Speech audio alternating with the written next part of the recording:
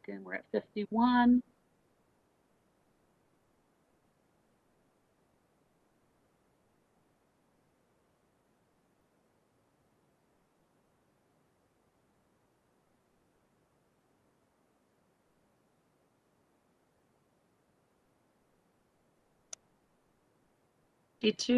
All right, I think we're ready to rock and roll if everybody's ready. So I want to welcome everybody to our 1-year anniversary of remote College Senate meetings. So we were the first to do it. We were the trendsetters way back in April 2020. And we've been perfecting it, I think, hopefully, ever since then. So thanks, everybody, for sticking with us in all of our trials and tribulations as we work forward through this pandemic. I also really hope everybody enjoyed their long weekend last weekend. I was hanging out in my driveway with my boy, so I like to tell everyone that I got a nice glow by saving all that money from not going to Florida this year. So, but anyway, other things that have happened in this community and nationwide in the last month has been some things I feel like we need to talk about. And I have been talking with Marianne Partee, who's Center for Professional Development and part of our Diversity Academy, but also with Tracy Archie and Tracy Cleveland with our Diversity and Equity office. So 3,800 Asian American Pacific Islanders have been abused or been killed, mostly women. There's been a terrible rise on crimes against Asian Americans since the last time we've met. And a lot of it is due to misconceptions about the coronavirus.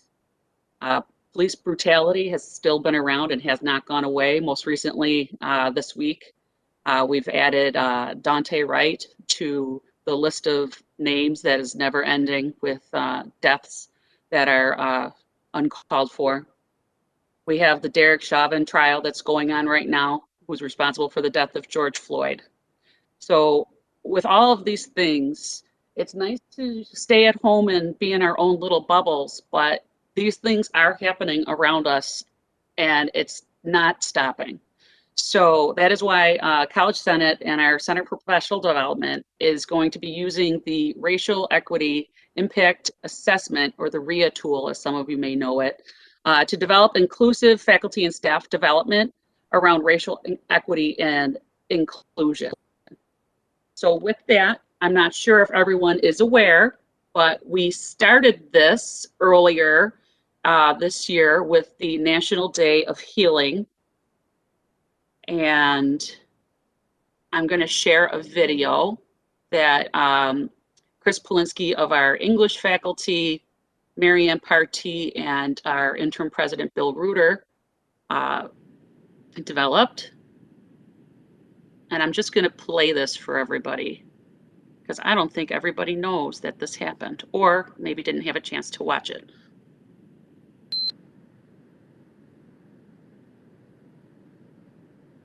I am a Hispanic American. I'm an African American. I am a German American. I am a Hebrew Israelite American. I am a Korean American. I am an Irish American. I'm an African American. We're all in this together. Good morning. I'm Bill Reuter, interim president of Suny, Erie.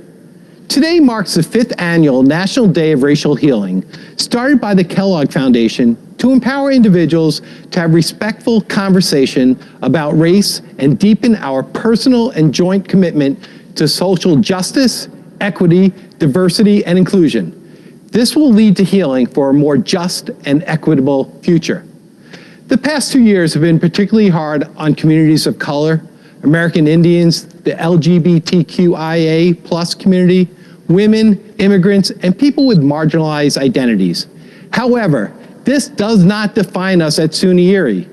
With today being a National Day of Healing, we must stand up against racism, not allowing history to repeat itself, and use our minds and voices to hear each other.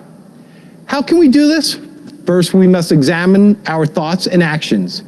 Recognizing and acknowledging that racial injustices and experiences that persist is critical. It will connect us as one community and allow us to embrace each other across racial lines. Today is not just about recognition of a designated day, it's about the actions and conversations that promote racial healing. Examine your own biased views and take the opportunity to speak with people different than you. Ask about their experiences. How have words and actions made them feel? What have you felt? Acknowledge that racism exists. Learn how it persists and hurts. Listen with your heart and mind. At Suny Erie, we seek value in all people. A connection between students, faculty, and staff builds trust and creates safety to be ourselves. We strive to eradicate racism. We intend to walk the talk. At Suny Erie, hate has no home. I am Bill Reuter. Have a conversation with me. I'm listening.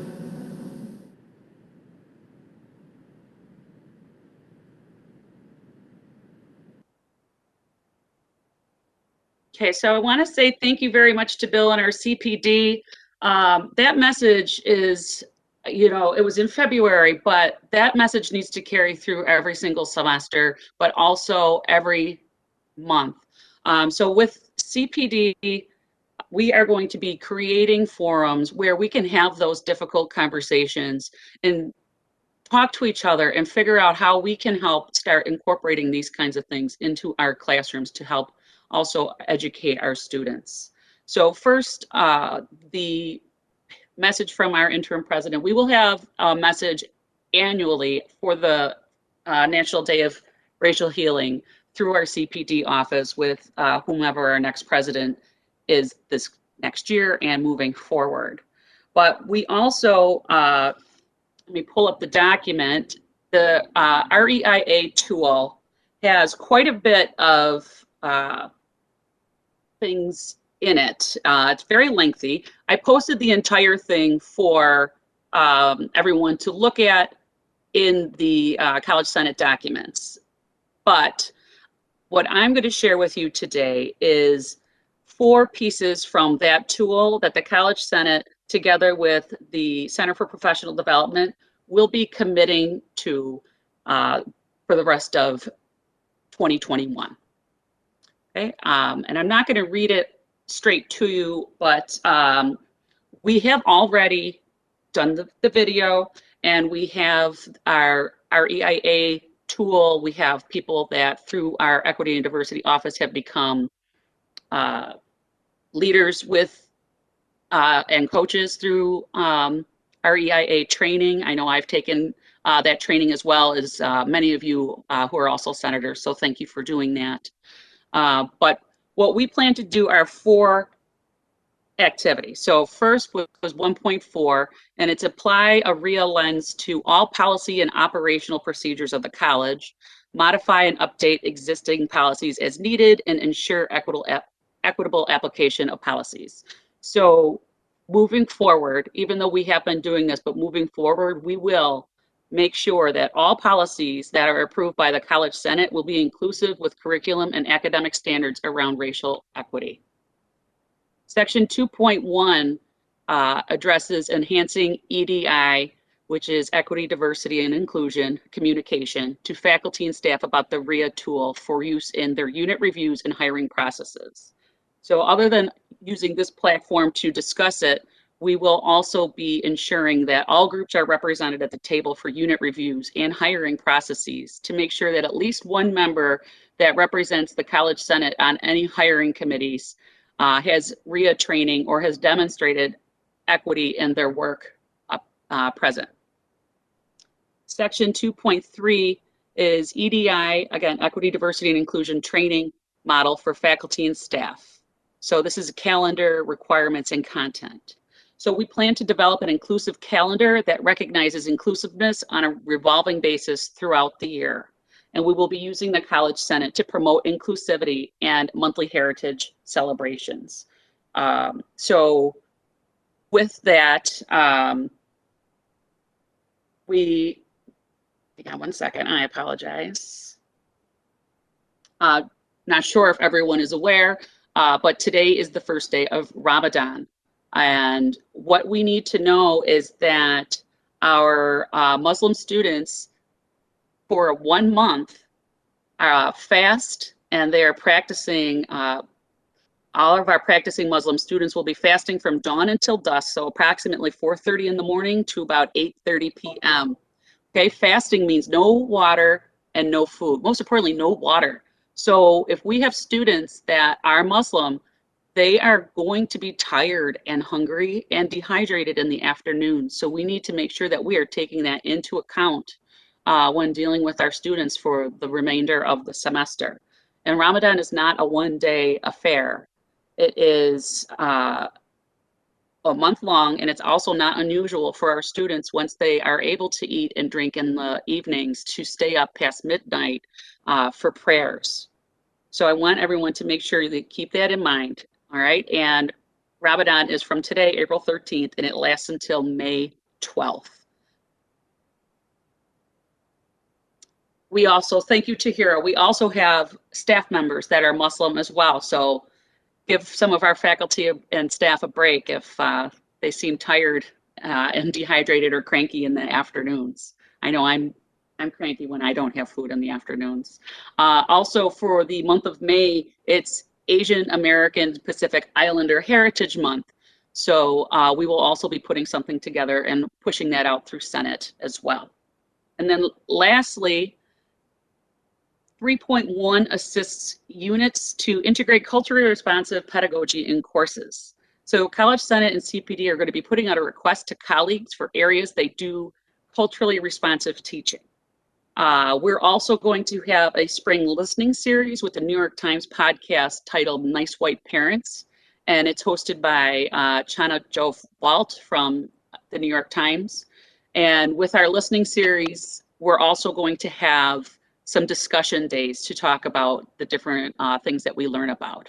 And then we'll also have a summer reading series similar to what we did last year. Last year we read White Fragility, and it was led by Jason Steinitz, and he led the discussions. He did an amazing job, and we're going to be doing the same thing again this year with a different book through the Diversity Academy. Take this document down. So with that, I hope that we will see everybody at our Diversity Academy and learn about all of the great things that we're going to be pushing out through College Senate to help support our Diversity and Equity Office and how to get our RIA tool out there. Earlier today, some of you may have gotten, well, hopefully you all got an email from me regarding enrollment, right? So enrollment, I can't stress this enough. Enrollment is all of our jobs. Enrollment is what's going to keep this institution open. The easiest way to make sure our enrollment sustains is by making sure our students are registered before they're gone. They're gone May 5th. That is less than a month away. It's about 3 weeks. So in the email, I gave a couple of tools to how to email all of your advisees, for example. I also gave a document. I'm going to try and share it quickly.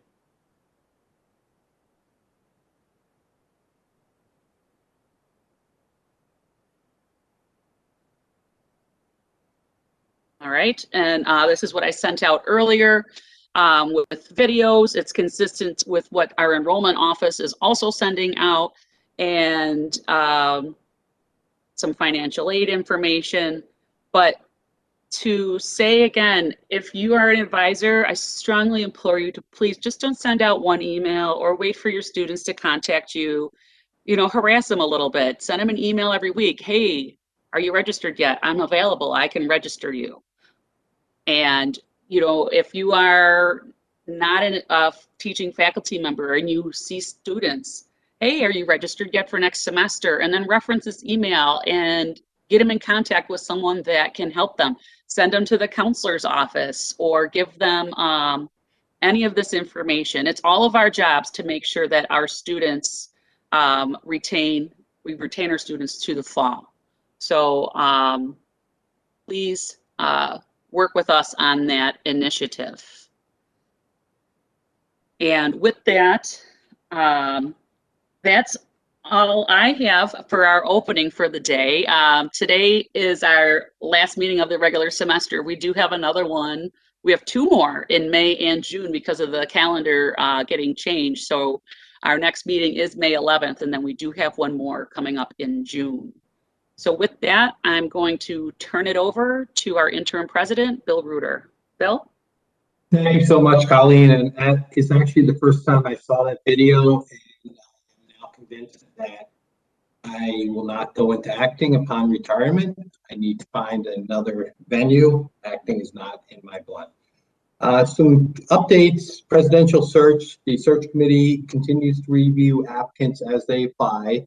The deadline for full consideration was actually yesterday, and the next committee meeting of the search committee is April 19th, and they're going to review candidates to move forward. And there, I believe, continues to be approximately 28 people on the committee. You mentioned the semesters, in fact, winding down very quickly. We are going forward with the virtual graduation on May 6th. We went back and forth on that. Some Sunys announced that they were going to do some in-person commencements.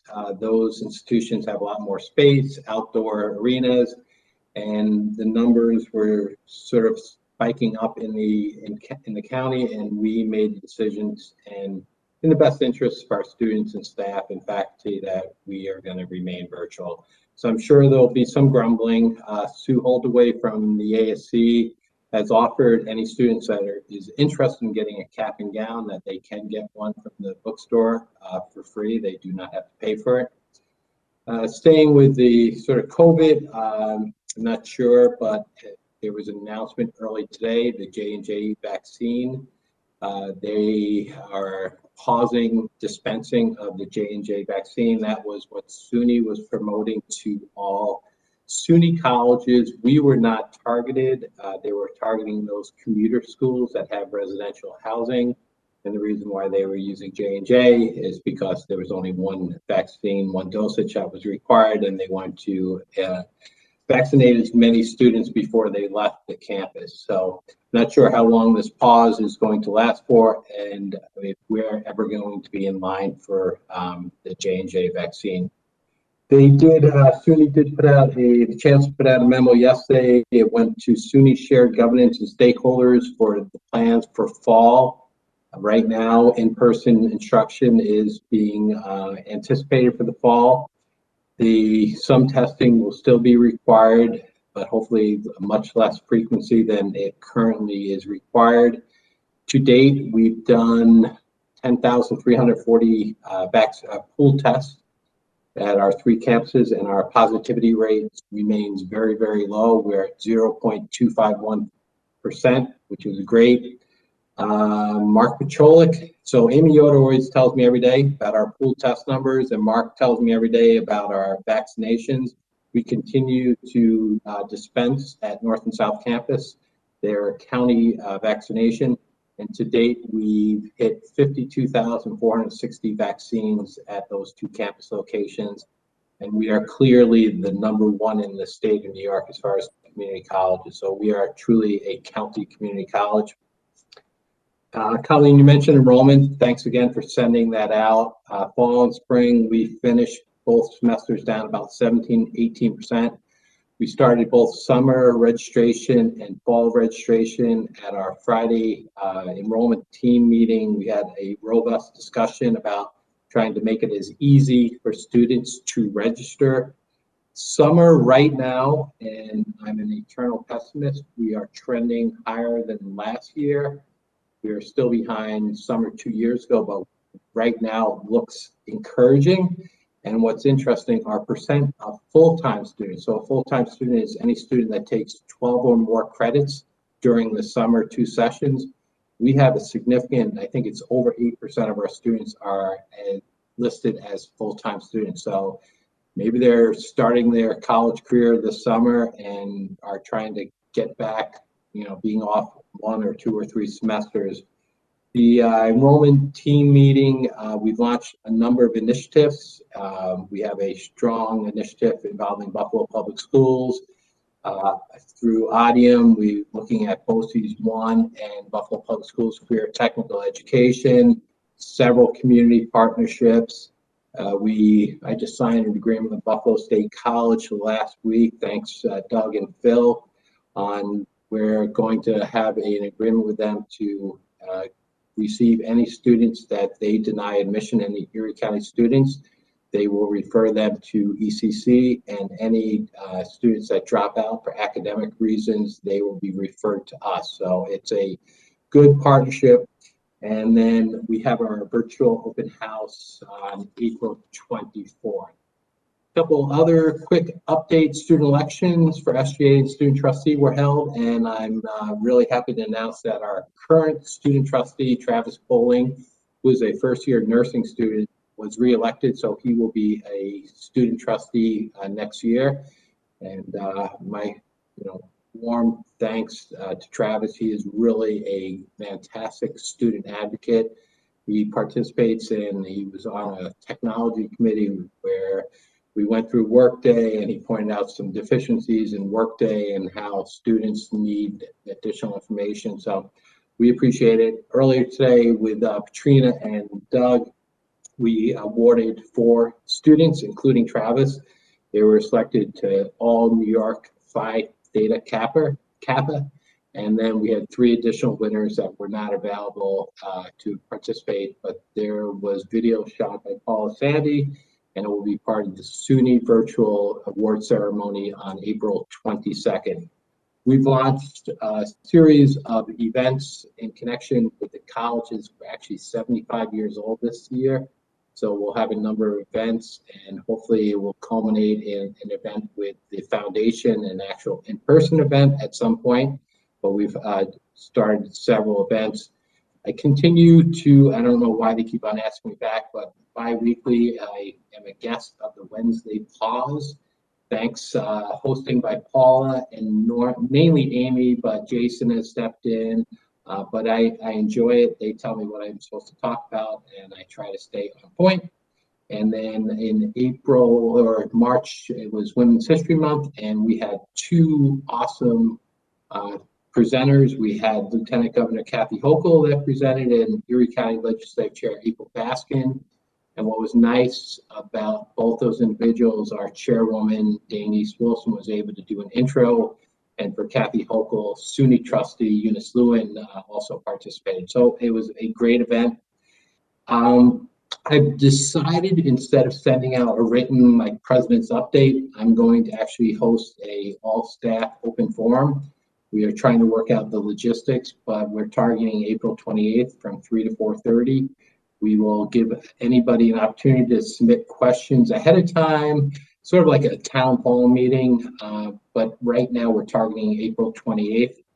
Athletics, we are actually participating in sports right now. I'm not sure if individuals knew, but we actually have 8 teams that have been practicing, playing, and or have played and concluded their seasons. And our women's volleyball, and men's and women's bowling, and our men's and women's diving all enjoyed great success this past year. Then finally, sort of my favorite topic, money or lack thereof. So just a couple of quick comments. Last year, we finished with a $13 million operating deficit. Our reserves have been reduced by 65% past 2 years.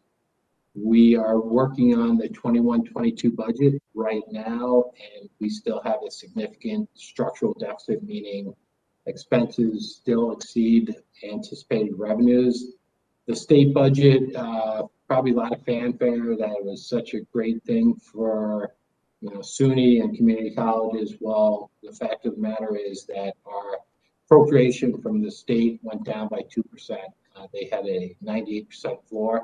So one of our largest revenue sources, we're actually starting the next year with less money versus more money. And the other thing that I believe will sort of hurt community colleges is that they approved an increase in TAP, the maximum TAP award. We are not at that TAP cap yet. So this is probably going to, I suspect, drive students to those institutions that are already in excess of TAP.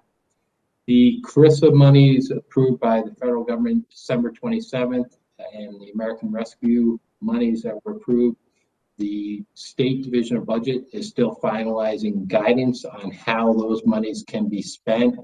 The good thing is they are allowing us to go back to March of 20 when the pandemic hit, and we'll be able to offset any revenue losses due to the pandemic. So any kind of reductions, tuition, student fees, we can offset those funds through that. So hopefully over the next couple of weeks, we'll get final guidance. And then the other part of both CRIS and American Rescue, it's about $18 million that are being directed to students. And Financial Aid Director Scott Welchin earlier today mentioned that we can now start awarding those funds to the students. He has quite the elaborate spreadsheet looking at estimated family income and how much each student would be eligible to receive. So he and his staff have done a great job trying to navigate this. This is all new for us. So he's done a wonderful job, and we will be right there and distribute all the funds we possibly can to students. And Colleen, I think that is all I want to mention. Questions? Thank you, Bill. Any questions for Interim President Reuter?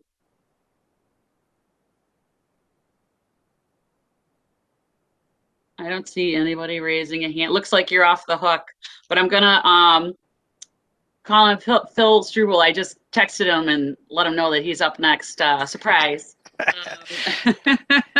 Thank you, Phil. Thanks. I pull up the document real quick, and there we go. Here we are. All right. Thank you, Colleen. I always appreciate the time. You know, as Bill mentioned, we have our virtual open house. We're actually calling them virtual visit days. And we're doing a series of them, you know, starting April 24th through June 23rd. If at all possible, every time we ask this body for help, the results are great, you know, especially when you guys post the information about registration in your Blackboard accounts. The student response we get is fantastic. You know, just encourage that you share this with your students. Ask them, you know, any family or friends that are looking for a change. I always like to say we like to build a campus with your family and friends. You're going to be more successful with that support group here for you. So we appreciate your assistance. We appreciate your participation. And then there's also going to be several other ways a student can visit the campus virtually over the summer with our information sessions. And we've just restarted up campus tours, each you know, individualized campus tours. Then go right to the visit page on our website and book a tour with one of the recruiters specific days of the week. So encourage your students, you know, to just, you know, if they have family and friends that, you know, want to attend and need a change, now's the time. You know, classes are open. We're taking everybody. So I appreciate your support. And as Colleen said, and you know, the enrollment help, the enrollment team can't do it all. So any support you can give us, we appreciate. And it as it's shown in the winter intercession, you know, you're in the last summer as well. Your assistance really does yield results. So I just want to thank you. Thanks, Colleen. Great, thank you, Phil. There was a question in the chat if this is on social media yet, so people can share. Does anyone know? Yes, all events have been posted together as well as separately, so you can share the events and students. It takes them right to the registration page. So yes, it is all on our social media. Advertising started this weekend too. I don't know if anybody heard it on the radio, and it's on TV as well. So you know, keep your eyes peeled. Beautiful. Thank you so much, Phil. Thank you for letting me call on you last minute. I appreciate that. I appreciate the time. I appreciate it. Bye. And then just to go on that enrollment push again, I put this in my email that went out to everybody, but I am offering extra credit to my students. I'm giving them 10 points on my final exam if they send me a screenshot of their schedule for the fall semester.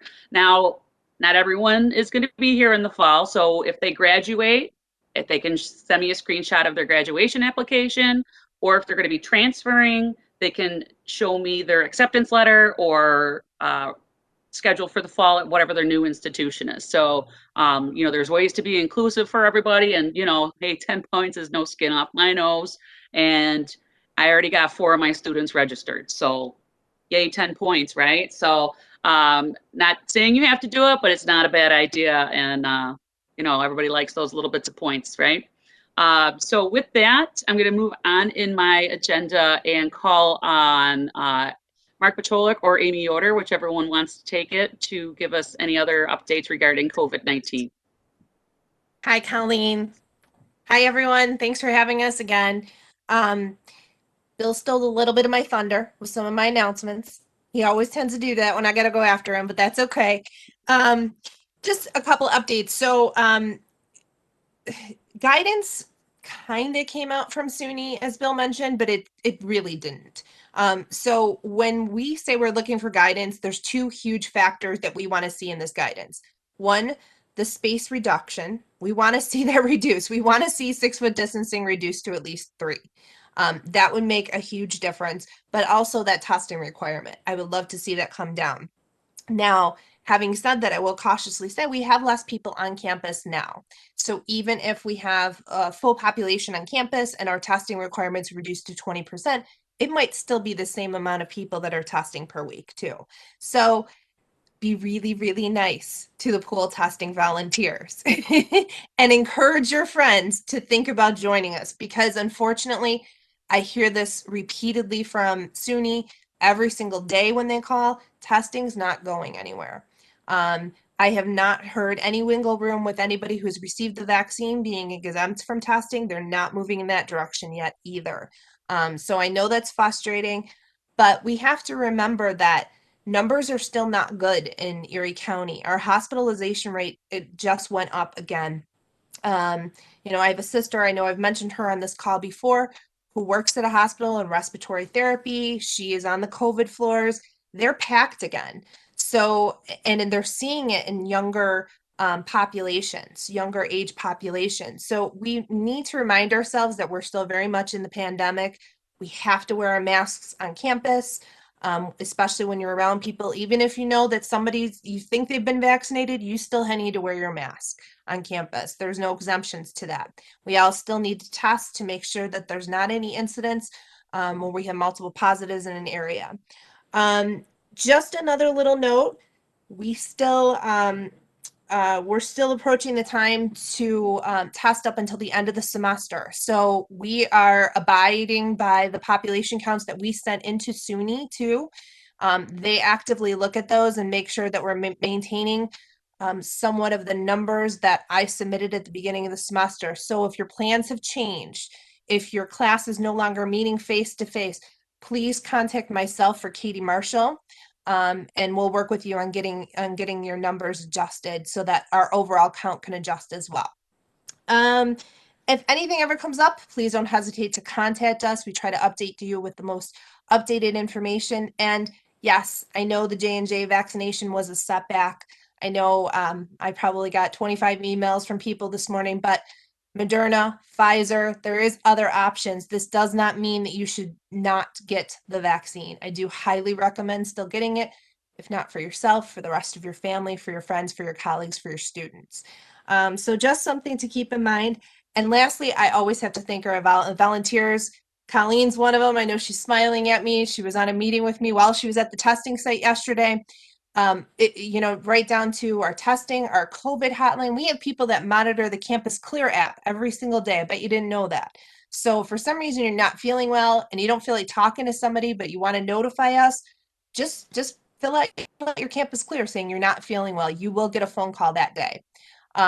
We have contact tracers, you name it. There's over 100 of us working on this. So please, please, please thank them. And think about volunteering for yourself, because like I said, we'll still be in this business for a little while longer. So thanks. I think Mark's on too, so he might want to add a couple things. So thanks, everyone. Thank you, Amy. Mark? Thank you. Yeah, Amy, both you and Bill did steal a lot of thunder today, so that makes my life a whole lot easier. I got 5 Ps. Number 1, I'll talk about the pods, the vaccine pods. Spoke with the county twice today. As was mentioned, Johnson & Johnson is no longer The county for the next 7 to 10 days is going to receive a reduced allotment of Pfizer due to some issues with a batch at the factory. So right now they're heavy into the Moderna. But as Amy said, get whatever you can. If you can get it, get it. They literally have been getting changes to that schedule daily. I did talk with Tracy Chalmers about 20 minutes before the meeting. They've changed the schedule again. They're trying to get a lot of pop-up sites. They've got one on the Res. They've got one at the don't know if I'll say it right, Bethel or Bethem downtown. That's going today. So it constantly changes.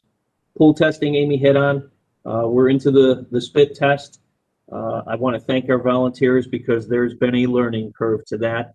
As I saw Colleen yesterday when I went in to do my test, and yes, Amy, she was on multiple meetings while I'm trying to spit in a tube. So thank you for that. PPE, the county still does a fantastic job supporting us. We're getting PPE shipments in every month, and I'm grateful for that. Positive.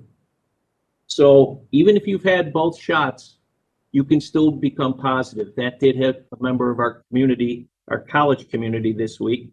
We had a member who was not only vaccinated, well past vaccinated, almost 2 months, but that individual was found positive. Had no clue they had it. So you may not know you have it, but you can still carry it. That's why all the other precautions, the masks, the 6 foot, that's why everything else remains. And the last thing I'm going to mention is the last one, patience. The enemy gets a say in a fight. In this case, the enemy's COVID. And as Amy has said, the upticks. Talking to Tracy Chalmers and Greg Butcher today, where we were at the beginning of March and where we are now as far as hospitalizations, 132% increase. That's not a small increase. When you have over 600 and some odd people hospitalized, when you were at 2 something or 3 something a month ago, that's no small number. So please be patient. That's it. Any questions? Thank you. Like you're off the hook, you can go back to your other meetings. I know Mark's doing multiple meetings in sync with College Senate today too, because we like to be as busy as possible. Thanks, Colin. All right, thank you. All right, so I'm going to pull up our agenda as we move into old business, unless anyone has any questions before we move forward in our agenda. All right, I'm going to go for it.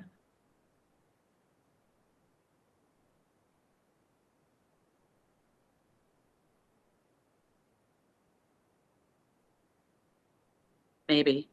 There we go. All right, so we have old business and we have quite a few updates from our governance committee. So Michael Rio, are you on? Yes, thank you, Colleen. Quick updates on governance election cycle. We're approaching election for officers in May, so nominations are open for chair and vice chair. Those nominations can come from any voting, faculty, teaching, or librarian members of the Senate. There's a list included with the documents on the Senate website. And if anyone has any questions, they can always send an email to senategovernance@ecc.edu and make a nomination or ask if someone is eligible to be nominated. Governance has received a nomination for chair. Colleen Quinn has been nominated for chair, and Erica Hendra has been nominated for vice chair. Currently, those are the only 2 nominations we've received, and nominations can be submitted up until we call the vote at the May meeting. And we can accept nominations now. I can give everyone a second to think about that and make a nomination today.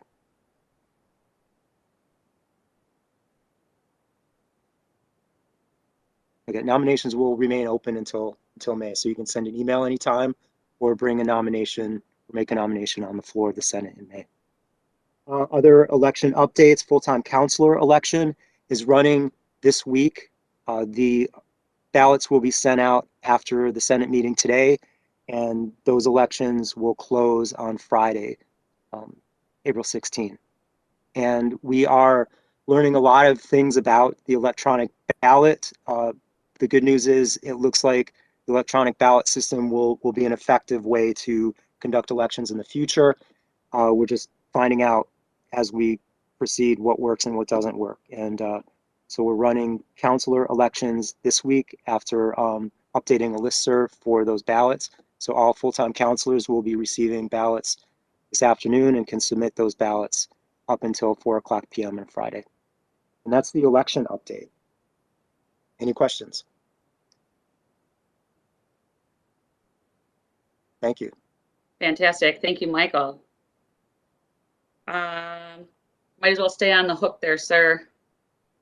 So we have a couple of proposed bylaw additions. We have discussed them several months in a row, and we have sent these bylaw additions to CWCC, which is our college-wide curriculum committee, and our general education committee.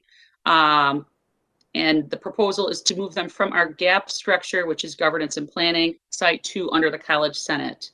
And the thought process behind this is because at every other institution, all of the academic committees are underneath the College Senate. So we're trying to do the work to make that happen. I want to say that both CWCC and General Education have approved what we're proposing, and we're going to be moving it to the next steps. So I would like to take a motion.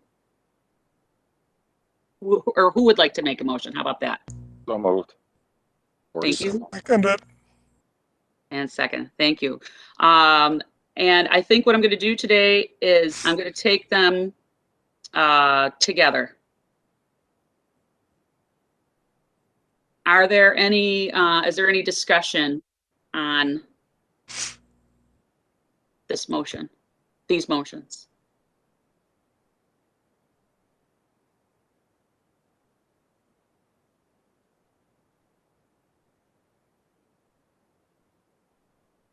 Yeah, Colleen, maybe I'll just add quick that we had a good discussion at the faculty caucus of the Senate and came to a good compromise with the CWCC, and the committee was in favor of the language we adopted there in section 4. Awesome. Thank you, Brian. And for those that don't know, Brian Millville is the faculty chair of our college-wide curriculum committee. So thank you for that. And Colleen, just to mirror in talking then with Brian as the faculty caucus, the language in the general education bylaws also then mirrors CWCC. So there is now consistency between those two, which makes sense given the work that both committees are doing. Awesome. Thank you, Erickson. And again, for those that don't know, Erickson Nealons is our faculty chair of our general education committee. And these gentlemen do a lot of work within their committees, and we have been working essentially as the bylaws we're proposing. And now we're just going to make it official. Just give me a minute while I type up the poll.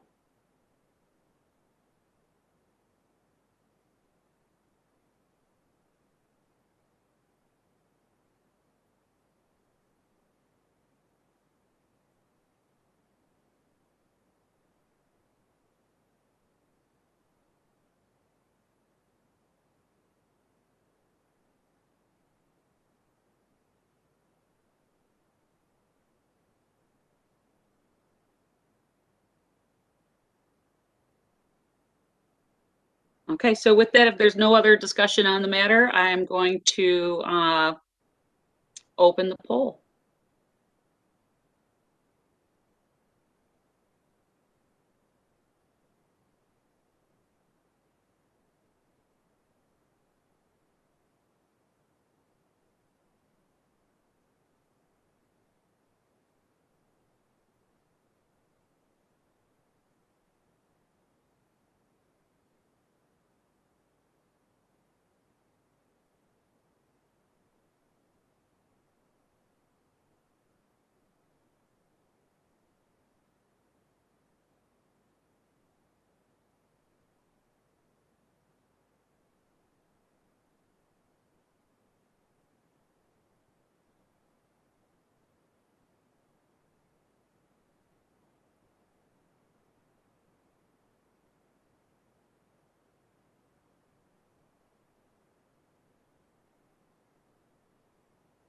Remember, you need to be a voting senator in order to vote. Of course, we will check the results once we are finished to make sure everything is done legit, but just a quick reminder.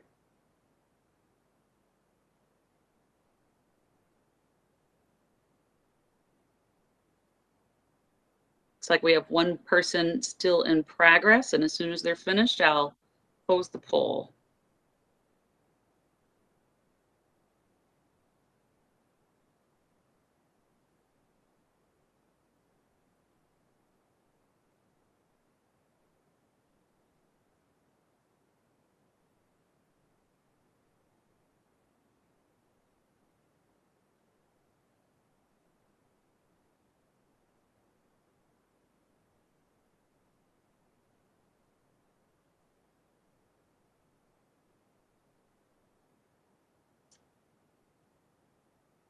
I'm going to give it 10 more seconds. Still one person thinking about it.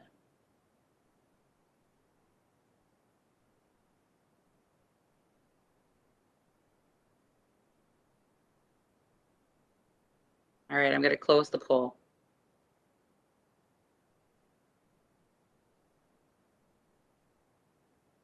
It's going to give me another 15 seconds.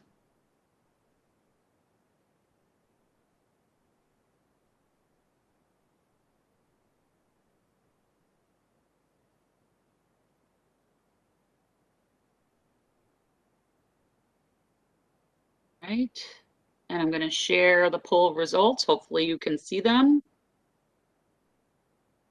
And you'll see that the bylaw proposals have been approved.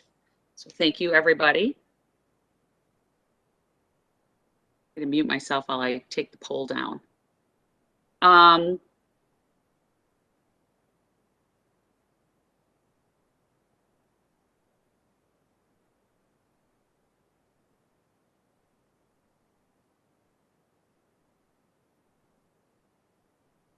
So thank you, everybody, for that.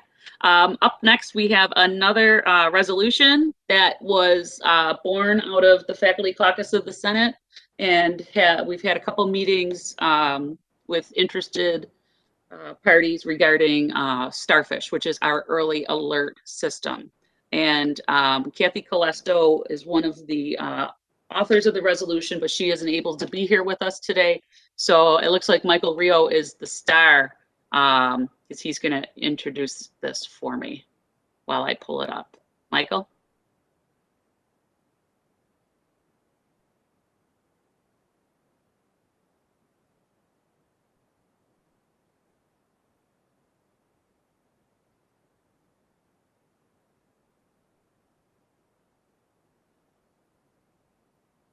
Uh-oh, Michael Rio.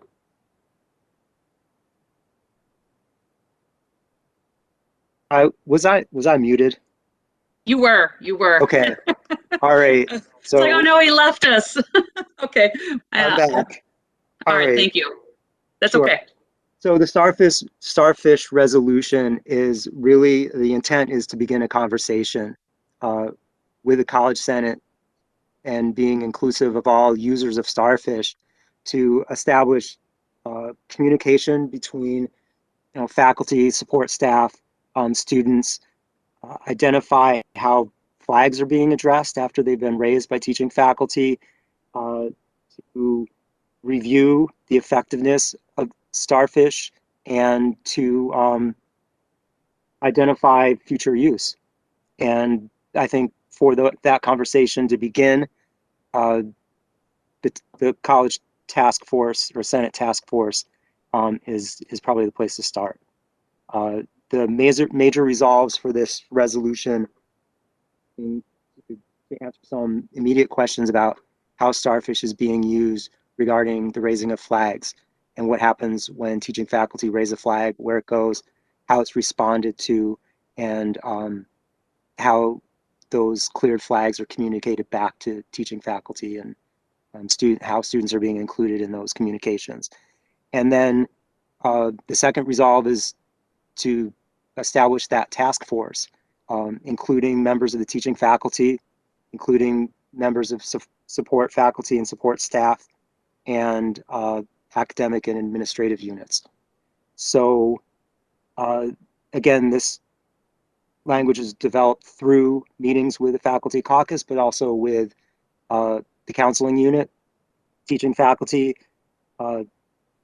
and we're bringing this to the Senate to include everyone in the conversation.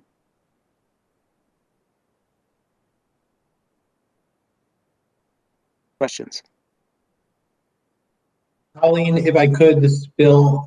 Michael, I sent you and Kathy a email earlier today. I put some questions on the resolution.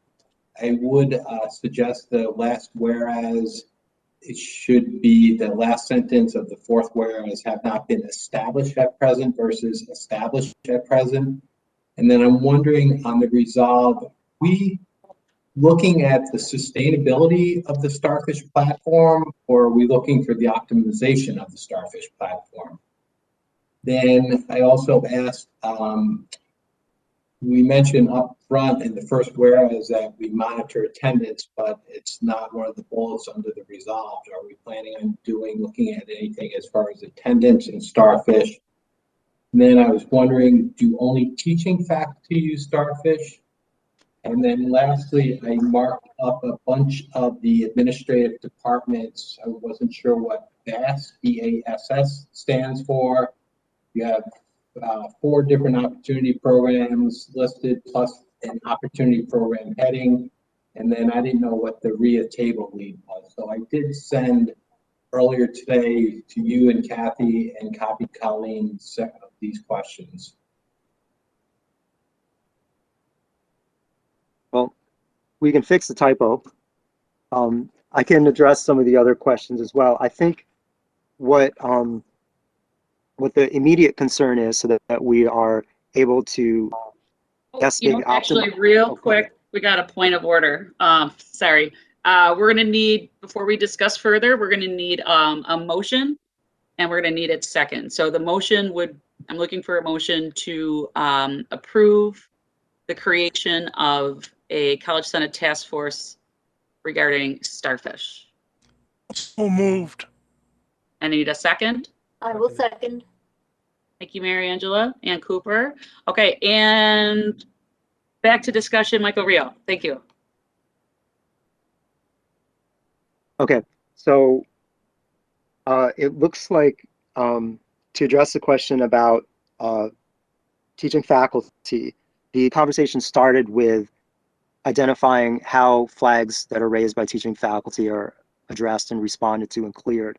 So that's the immediate resolve. That's the question that the resolution is asking that should be addressed by our May Senate meeting. The conversation will certainly continue beyond that resolve. Optimization of use or institutional planning for continued use of Starfish isn't a question we can answer clearly, and would like to understand more about what the institution's intentions are for using Starfish in the future. The list of administrative units was included to invite those parties to those discussions. If anyone would like to speak to how BASS operates on the campus, I believe it's a kind of crisis intervention for students. And then the RIA is the RIA is the racial inequity assessment or analysis. And that, I believe, is Tracy Archie might be able to speak to that if she's in the meeting. But those are users of Starfish, as we were able to identify in our meetings. So we can amend this list or make necessary changes. I hope I got all the questions. Yeah, I'm still, Michael, just on that first resolve, saying to review and report the sustainability of the Starfish platform. Is this committee weighing in on whether it's a system that we want to continue with, or are you looking at how we can better optimize utilization of it? Well, think the resolve is asking that, are we able to answer these questions that are being raised at presently? Can we say what happens to a flag? Can we communicate that back to faculty? Those seem to be immediate concerns in the process of raising flags, especially with the 3-week and midterm reporting, and having more information as to how those are being resolved or cleared. Beyond that, then I think the conversation would move into optimization and institutional use of the platform. Right. And I think one of the other questions that we're trying to address is whether the contract, like where we are in the contract, how much time is left. Is this a tool that if we are close to having it expire, or is it already expired? You know, do we want to continue using this tool? Because right now, teaching faculty, along with counselors and others, we're finding issues across the board that we may not be helping our students as much as we thought we were with this early alert tool. One of the other things that came up is that it's possible that this could also be done through Workday. So it's also part of it will be, you know, can this be done through Workday? Does Workday have the capability of being an early alert tool? And then are we duplicating services and spending unnecessary money? If I may, Colleen? Yes, thank you. I was at that meeting, and I have been one of the people who's been trying to successfully use Starfish and never quite feeling that it lived up to its reputation. As an early alert system, I got 3 notices that my flags were closed today. These were flags that were raised in week 6. We're now in week 13. And the reason for them being closed is that they were unable to reach the student. Well, I was already in week 6 unable to reach the student. So replicating what I had tried to do didn't help me, didn't help the student, and clearly didn't help the person who was frustrated trying to do this. So there's been this simmering discontent on the part of many teaching faculty that we want to help our students. We want to get the early reforms. But this is sort of a summary of our questions, like what happens, who's doing what, and if you're doing a distance learning class, are the distance learning mentors part of the flagging system? And I know in the past they weren't, they may be now. I don't know that, and I sit on the distance learning task force. So there's a lot of concern. So I think, Bill, I think I hear you asking 2 questions, and we're staging it. Does this work? Can it work? Before we start wading into then, well, if it doesn't work, can it be fixed? And if it can't be fixed, do we have to keep doing it? So I think we need to stage those out. And I think Mike's comments that there's the immediacy of the whole process. Can we understand it? Then we can start to evaluate if the process is working, and if it's not working, maybe we can figure out how. We were told that a lot of these flags are being handled by a very small cohort of staff, which is unrealistic for the degree of difficulty that the process is. And I would like to just add on that is when we were in conversations about the effectiveness of this tool, it was discovered that there was an entire group of students that are not actually assigned to anybody in Starfish. So flags were being raised, but there was no one to receive them because they were not assigned anywhere inside of Starfish. I could suggest that to address the question about the language in the first resolve, we could replace sustainability with current use. What we're reviewing is the current use of Starfish. And then as we receive reports on that from the committee, or the task force rather, determine if that will add to our conversation in understanding sustainability and optimization. Also might want to commit to a task force rather than a committee, because this is going to be a one-time investigation, not an ongoing process. Yes, I misspoke. I would include this as a task force resolution, not as a committee. Thank you. But we've got that resolved as a committee or task force, so we might want to strike committee.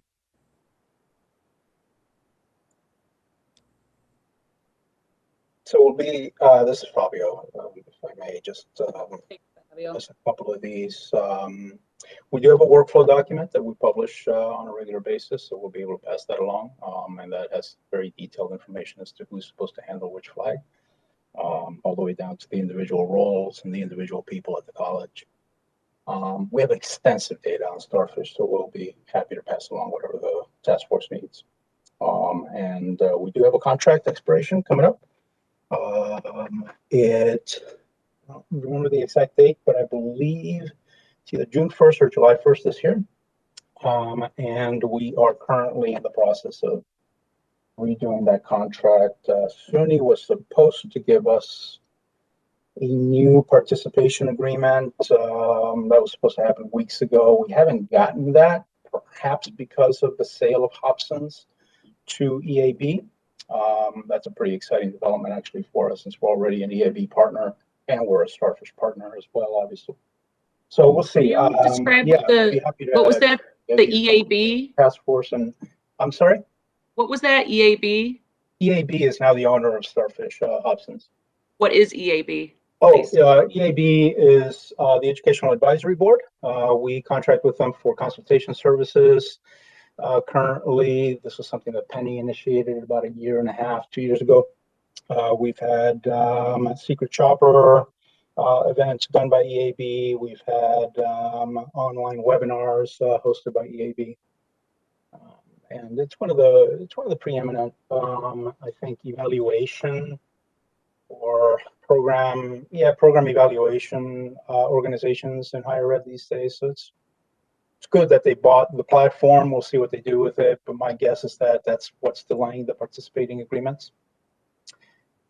We did explore the use of Workday, and we just could not find an appropriate set of early alert tools in that platform.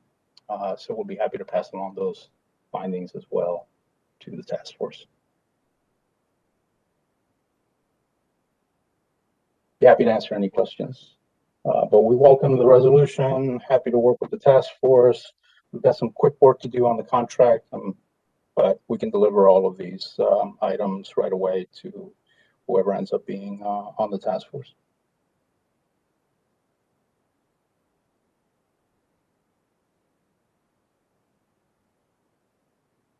Yeah, Fabio, I just wanted to thank you and add that I think teaching faculty and academic support have really appreciated the work of the Starfish team, and it really has Starfish use has grown, and I think that's attributable to the work that the team has done. So thank you. We've got a one-person rock star in Terry Page. She is part-time, so when I see required on that committee or task force list, I get a little worried. She doesn't have a ton of time, but I'd be happy to support whatever else the task force needs. So we're running it on a shoestring, and our counselors obviously are heavily engaged in the platform, and that may be where we want to have some conversations between faculty and counselors or faculty and support staff. We'll figure out what the issues are, if any, and start addressing them systematically. Fabio, is there a place where the reports from Starfish are housed so that, other than you just obviously sending me what you have, but is there a place that's easily discoverable for anyone else that happens to be interested in this? Yeah, we have all of the reporting in Tableau now. So we pass along all of that via the Tableau platform. You can look there for existing reports. If there's something that's not in there, we can always build it. Pretty straightforward. There is a reporting tool within Starfish itself, and we can give access to staff to access those reports if they want to have direct access. Usually we do that with department chairs who want to pull their own data. I know we've done that. I believe, I don't want to speak too loosely here, but I think we've done that with at least a couple of departments where the chair reached out or the head of the department reached out and said, can I get direct access to the data? And we're able to do that. So anybody who wants direct access to the Starfish data, and it's like 15 canned reports that come with that access, you can just request that. We typically do deal with chairs, but if there is other interest, we can probably accommodate that. All right, and then, sorry, another question. Is this under IRAP and not, I'm just asking because it's a retention tool? Yeah. So yeah. is it under IRAP or enrollment? Sure. You know, the question, unfortunately, has never been, I think, clearly resolved. We don't have a retention unit at the college. So I think that's part of the reason that it landed initially under IRAP. Part of that rationale, and just going back in the history 6-7 years ago, when we first created it, it lived under the Deans of Students as a retention initiative. Once Heather Cruz left the college, that was not reassigned to her replacement. It was assigned over to IRAP as a technology tool. What we do on the IRAP side is we support the technological side. We support the retention services of the platform by building the right flags, or by building a workflow, or by creating reports. And obviously we rely on a large number of counselors and faculty and staff to support the solution. We don't provide all of those retention services, but IRAP does support the technology behind them. Gotcha. Thank you. Yeah, sure. And then I have one more for you. It's because I'm getting fed questions because I think people are uncomfortable asking questions. So I'll be that guy. So with Tableau, is there a way that anybody in the college, that teaching faculty, counseling, advisors, anyone could just go in and pull that data, or do you need a specific? I have exactly login? 100. I have exactly 100 licenses and exactly 100 deployed right now. We have, so no? We have, I believe, 80 to 90% of the chairs in Tableau. But as I do my review of licenses and constantly just check who's going into the system and who isn't, I do sometimes pull people out if they're not using the tool, just because I only have those 100 licenses. So if you don't have access right now, let me know. I'll kick somebody else off who hasn't used it in a while, and then I'll add you. It's been working out so far. I'd love to have a more permanent solution. So we'll probably look at getting some more licenses if we need the tool. I'm trying to transition as much reporting as possible into Workday, of course. So I don't want to over rely on tools that are external to Workday if I don't have to. Mm-hmm. But yeah, just email me and I'll get you in if you need it. And it may be temporary access until I need the license again, but I'll get you in. Great, thank you. Are there any other questions and statements regarding this resolution? I know we, the one resolve says committee or task force. Do we want to edit that, or are we okay with the fact that it says an or statement and just go forward with the task force? What's your pleasure? Colleen, I think the time is of the essence to. So Fabio mentioned that the contract may be up in June. Are creating a task force, are we going to be in any position to make any substantive recommendations on whether or not we renew or look for something different? I'm just a little concerned creating a task force with 20 different offices. It sounds like it's the presidential search committee. I'm just a little concerned. So many people.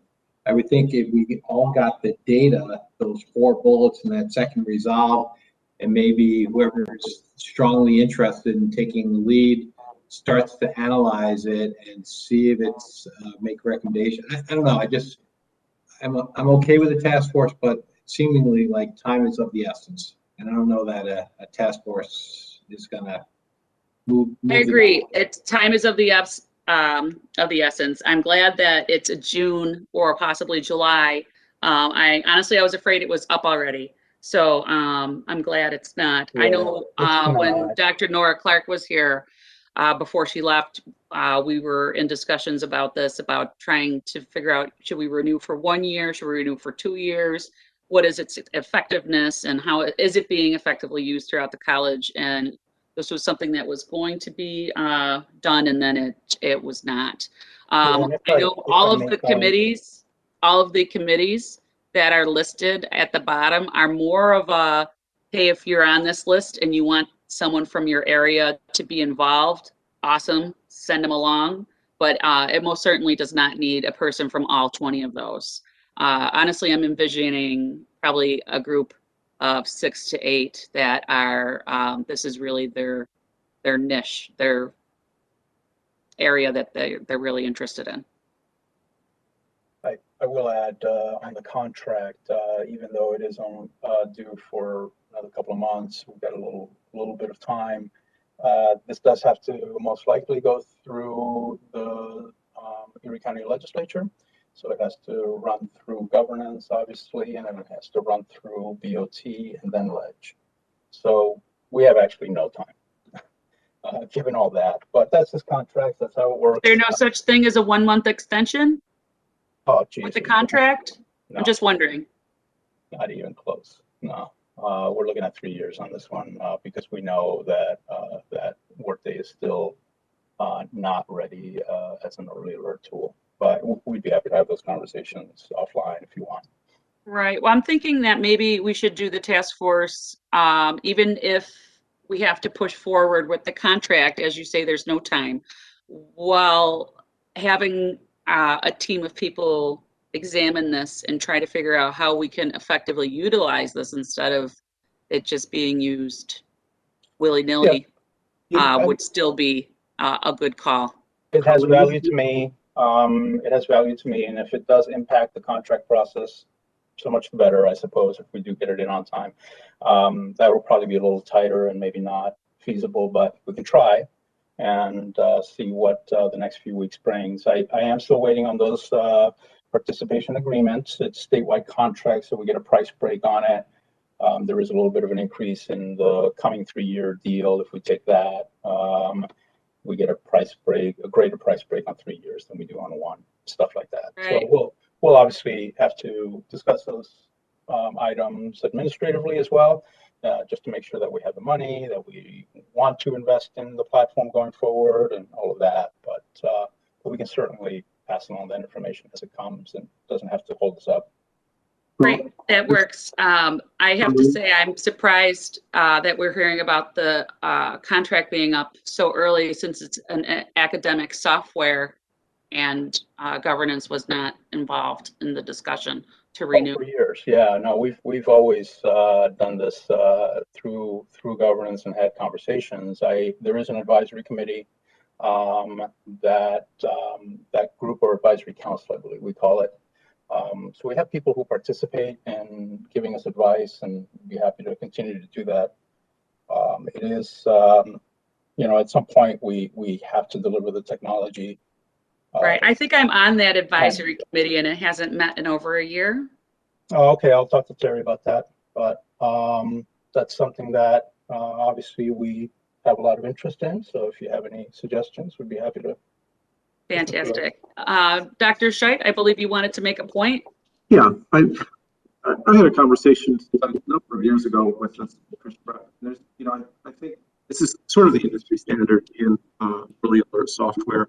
And what I think is interesting is there's the technology, and then there's the that that occur around them.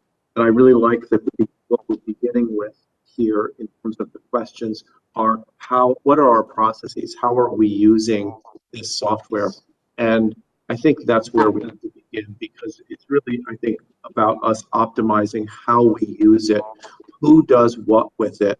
I'm not familiar with a more preeminent software in terms of number of campuses using a software. This kind of, if you're talking early alert, people are talking Starfish as a freestanding program, but there's a lot more to it than dumping a piece of software on a campus.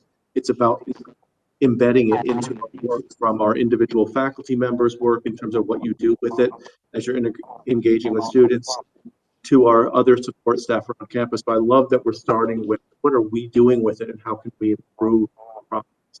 So I just tossed that out there.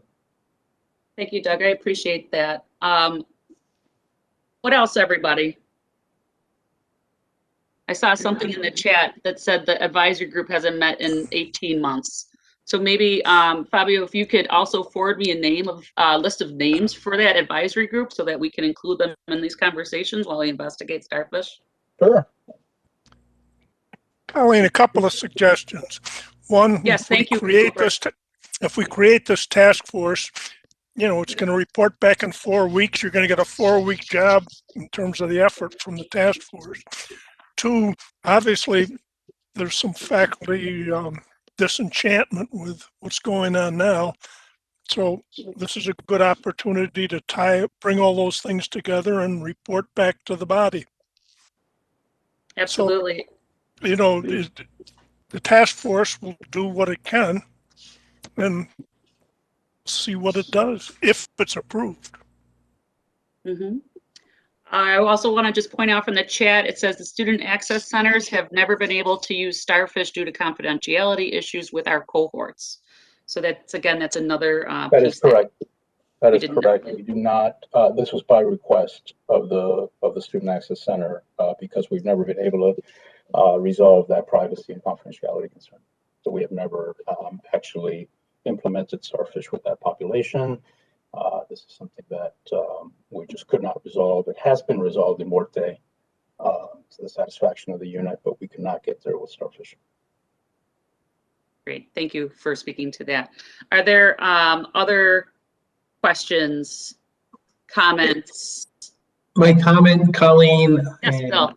where I hate to even bring up contracts. From what I recall, that was often mentioned as a barrier. It wasn't required. I don't know if that's still the case. I'm not taking a position one way or the other. I know Patty mentioned about getting the buy-in. I don't know if that's an issue, how we go about getting that buy-in and support. And it also sounds like, I think Fabio mentioned a couple names, or you mentioned Heather Cruz and then Nora Clark. They were champions for Starfish. And sounds like since they departed, there is no champion on our campus. And I think part of it, Starfish is the platform we keep and maintain. We need to have a champion that's going to take some accountability and look at other institutions. I think Doug or Fabio mentioned that this is the platform that many colleges use. So why are they seeing success in utilization when we're not seeing the success? There's a disconnect in my mind that we need to. Thank you, Bill. I really appreciate that. We've had very significant faculty participation, so I'll be happy to pass along that data as well to the task force. We actually got to the point where approximately 70% of faculty were participating in some way, either through a survey or through attendance or some such way. So it's exciting, and it has been a tough road. And you're absolutely right. It takes a champion to build that kind of trust and collaboration between people. So we've had good luck with people that did that work here at the college, and I think created a lot of good bridges between the various groups. But obviously still more to do, and there's always more that we can do, especially in a COVID environment, to rebuild that platform to our needs on a regular basis, subject to continuous improvement, just like anything else, right? So we continue to improve it, we continue to do better, and this is how we do that, by conversation and by engagement by the faculty and the staff. Awesome. Okay, are there any other questions or comments regarding this resolution?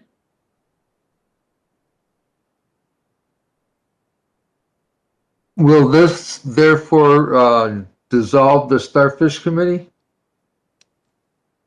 What, Greg? There is a Starfish Committee. This is not this is not getting rid of anything. That's not in the resolution. But it seems like a lot of the questions there could be just referred to the committee. Well, the committee hasn't met in 18 months, and we don't have the names of the people on the committee. So that's going to be part of the charge.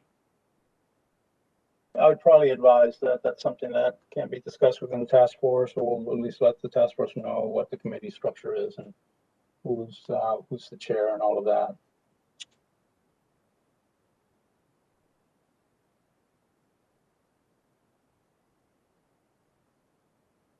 In other words, if the Senate wishes to make a governance recommendation for ongoing engagement vis-a-vis the platform, we'd be happy to, you know.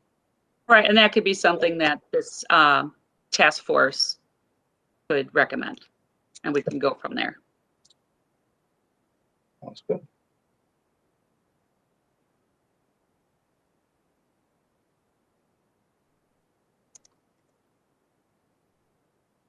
Bear with me, everyone, while I put this in the all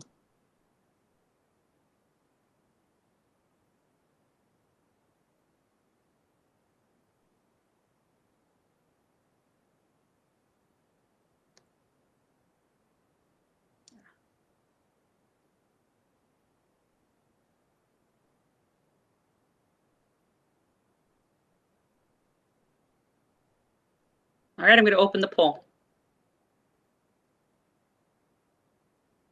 And I'm going to put myself on mute.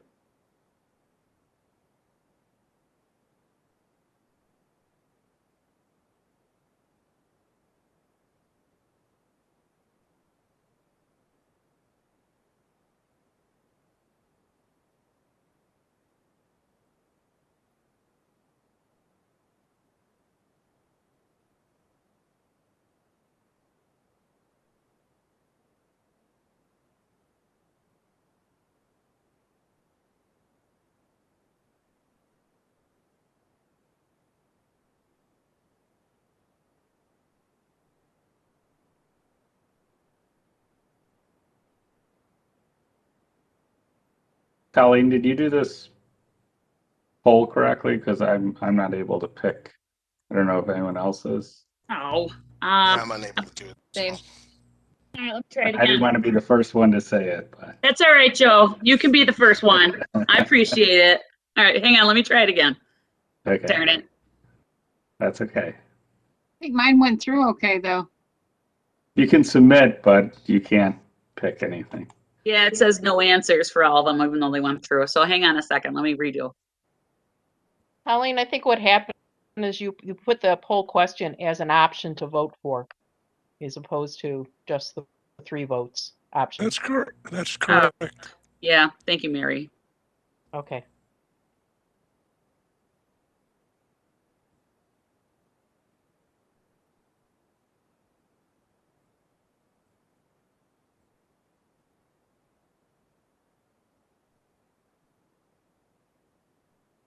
It's making me wait before I can take it down. So sorry, everybody. All right, now I'll go fix it.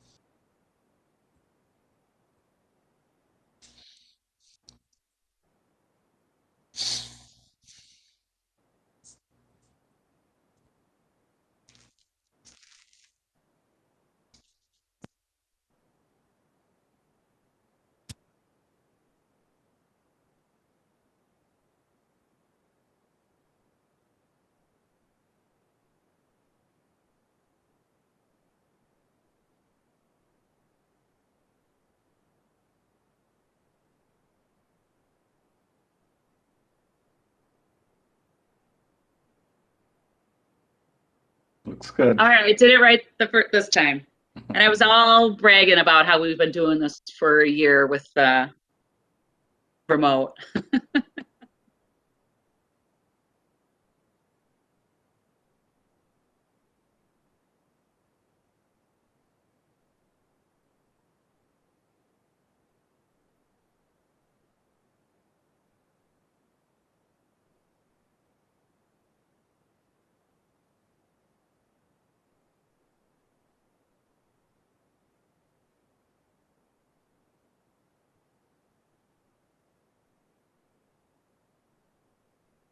Okay, looks like everybody has voted, and I'm going to close the poll.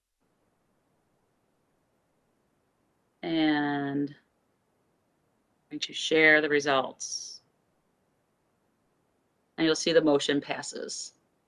So anyone that is interested in working on this task force, please email me. I'll also be including this in my email that goes out on Thursday.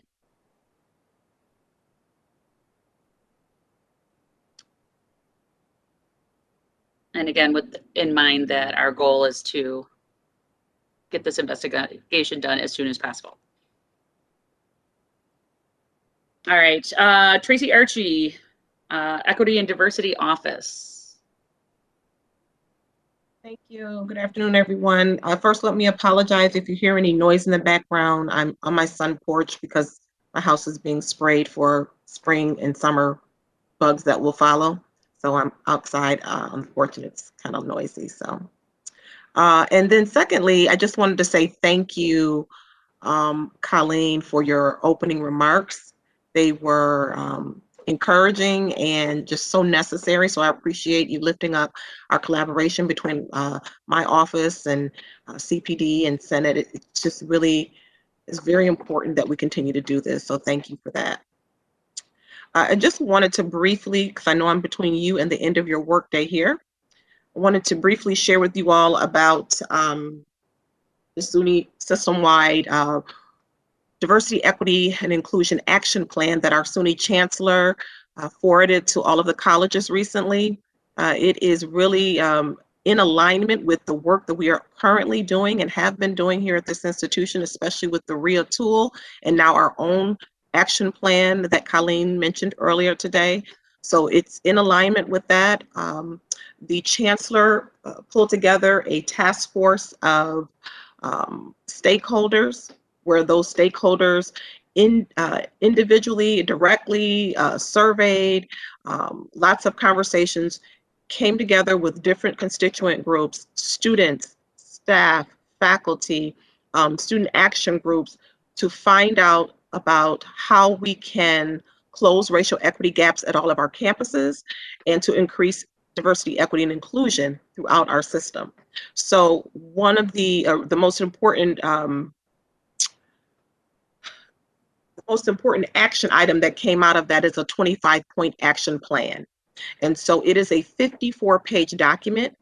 I am not going to read it to you. I'm going to just highlight 5 of the areas, the most important areas that the colleges will be focusing on going forward. If you would like to review the entire document, it is available at suny.edu, and you are more than welcome to look that up. Again, it's called the Suny Equity, Diversity, and Inclusion Phase 1 Action Plan. And what I'm going to do is share this with you. Okay. Can everyone see that? Excellent, thank you. So these are the 5 areas for action for all of our colleges. And again, we are in alignment. We've already started this work. And part A is to close student, academic, and equity gaps. What that means is that they will be expanding and strengthening EOP programs, opportunity programs, and those similar to that. They're going to look at those re-enrollment programs that help to with the persistent gaps that we have with all of our students. So they're going to be looking at those types of things. There are additional pieces with that. Those are just some of the 2 highlights of that area. Part B is going to be focusing on creating a more inclusive culture at Suny, and that means Suny system-wide. That includes Erie. And so that means that they're going to develop a model diversity training program for all of our campuses. So we have our own training that we've been doing. We have a lot of events and programming, but this is going to be a much more formal programming to ensure that everyone that walks through any doors of a Suny campus will receive some type of diversity training, and it's going to be the same system-wide, so that will help us with our efforts. Part C, embed racial equity into curriculum and toward racial equity. That means that they're looking to incorporate the Suny, looking to incorporate diversity in our gen ed requirements. So there's already a task force and a group that has already been pulled together to put this in place. And I know our provost is already familiar with it, but that is already in the works. They are going to be looking at recommendations for what types of courses and curriculum, as well as a timeline to move it forward throughout all of our campuses. Every student should receive some level or some understanding and have some awareness of what diversity, equity, and inclusion is when they graduate and go off into the global world. So That will be good for them. And then Part D, strengthening the institutional role of the Chief Diversity Officer on every campus. So what that means is that they are reviewing those individuals who have my title, right? So Chief Diversity Officers, once upon a time, for those of you that remember, used to be affirmative action, used to be multicultural affairs or just multicultural.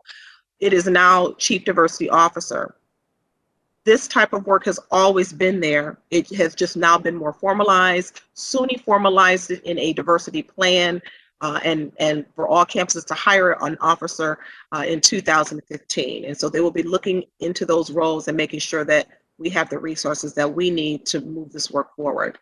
And then finally, increase diversity of faculty staff at Suny. So what that means, they're going to be introducing additional efforts to try to increase the hiring of our teaching faculty and non-teaching faculty. So they're going to continue to strengthen the Prodigy program, especially with a focus on community colleges. They're looking to partner with educational facilities and organizations to make sure that we are able to maybe hire some of their recent graduates in particular areas, especially in that women in STEM area.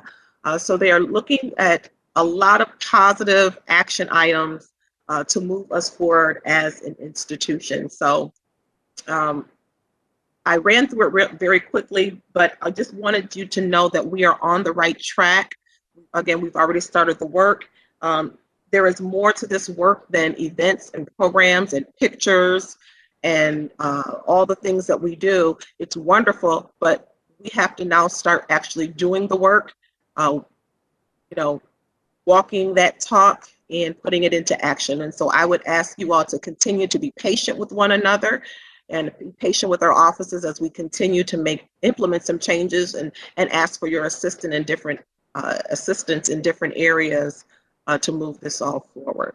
So thank you, Colleen, and thank you, President Reuter and Provost Scheit. You all are instrumental in moving this work forward, and especially thank you, Dr. Partee. I can't thank you all enough, so I'm all done. Great, thank you so much, Tracy. Yeah. Lastly on our agenda today is our Faculty Council of Community Colleges just finished their plenary. Jackie Bossman, our delegate, she has a quick update on some of the things that were discussed. And I wanted to just, several of them are also going to be discussed next week at our Faculty Caucus of the Senate meeting as it pertains to general education. Jackie? Hi. Yes. Okay. So I know that we are over time right now, so I can, Colleen, if it's all right with you, I can share the PowerPoint presentations in May. And if that's okay, and I can give kind of everyone just a little what to expect from the PowerPoint presentations. Firstly, one of the things I did want to talk about today, and I can wait and show that. I don't know if you guys want to go through like a 9-slide PowerPoint presentation right now. Seems a little aggressive, but it's the FCCC roadshows. And I think that especially since we might, we're going through elections and we're coming off the virtual academic year, that planning an FCCC roadshow for next year might be a fun way to get everyone reconnected, and so we can all reverse ourselves in the principles of shared governance. And just to let you guys know, the roadshows are put on by the Faculty Council of Community Colleges, and they're basically like half-a-day classes and conferences in shared governance. There's a lot of topics, and I can go over some of those more specifically next month.